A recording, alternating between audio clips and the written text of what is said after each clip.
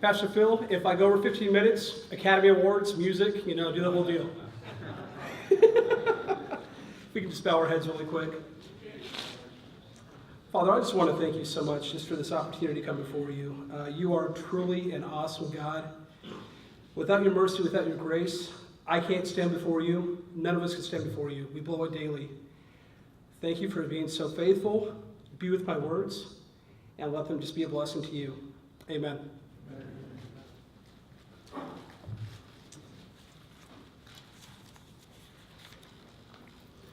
All right, so I want to share a little bit about myself, a little bit about my background, and just how awesome the Lord truly is.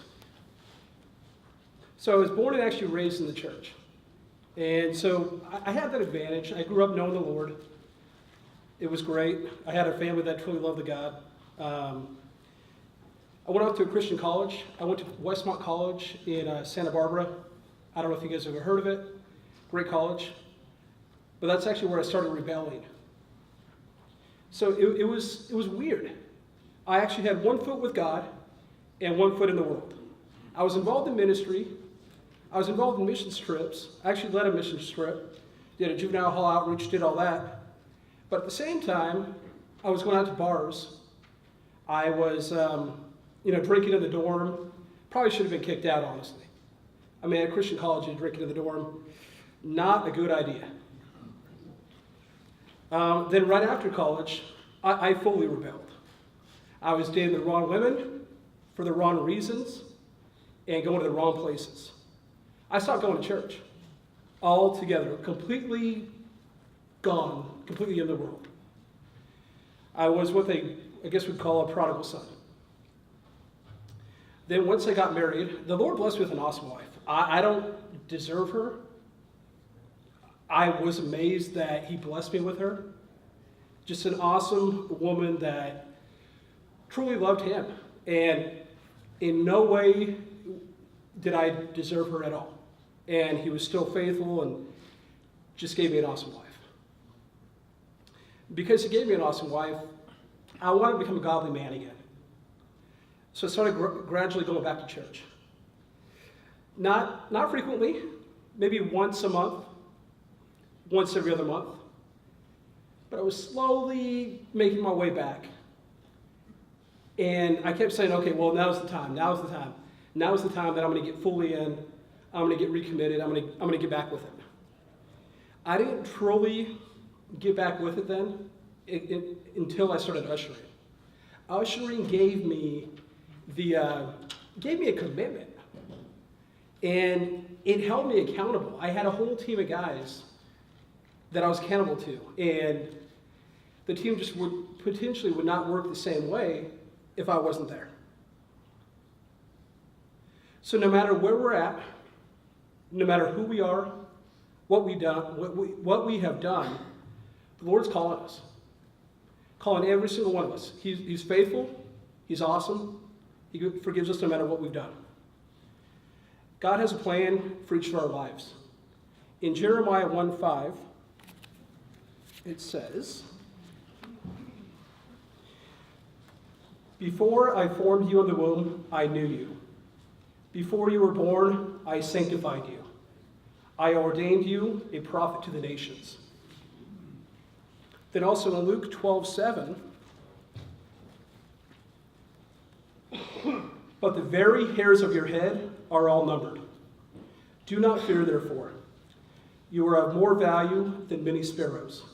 God's got a plan for each and every single one of us. So what I want to encourage you is to take a step of faith. Get involved. In a big church like this, there are so many opportunities, so many ministries. If it's ushering, if it's convalescent ministry, whatever it might be, I encourage you to take a step of faith. When you're a blessing to others, you're also being blessed. It is truly an awesome feeling. Just know that God's working through you and God's using you. What I have found out also is that even though we have a mega church, I think about 8,000, 9,000 members, only 5% of the church is actually involved in ministry. Can you imagine what would happen if even we had 10%? How much of an impact would be not only on Downey, but on this world, it'd be truly awesome. James 2:16, and let me get to that. I'm going to go James 2:15 through 17. If a brother or sister is naked and destitute of daily food, and one of you says to them, "Depart in peace, be warmed and filled," but you do not give them the things which are needed for the body, what does it profit? Thus also faith by itself, if it does not have works, is dead. I'm not talking about earning God's blessing, earning right, God, saving us. We can't earn that. What he did was absolutely amazing, and we blow it daily. That's only by grace. It's only by his mercy. Also, James 1:27. Pure and undefiled religion before God and the fathers is this: to visit orphans and widows in their trouble, and to keep oneself unspotted from the world. In 1 Corinthians 12:14 through 21, if I can find that.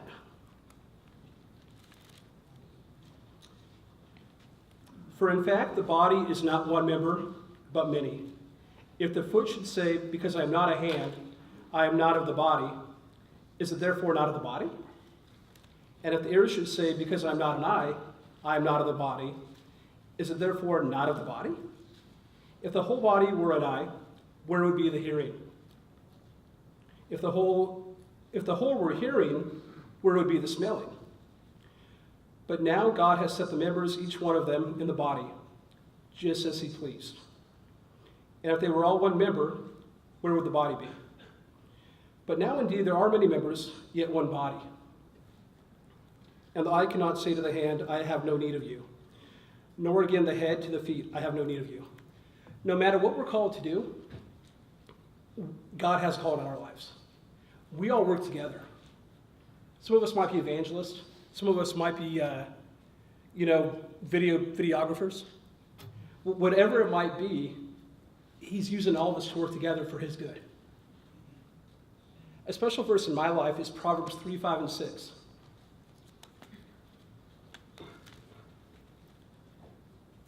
Trust in the Lord with all your heart, and lean not on your own understanding.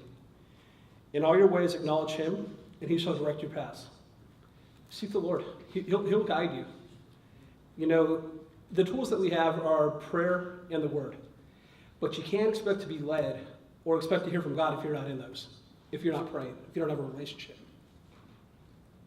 We each need to be broken vessels that are willing to be used. It's none of our own power. It's got nothing to do with us. We want the Lord to work through us. Let him do his will. I would also encourage you just to get off the sidelines and get in the game. A lot of us are watching the game. That's great.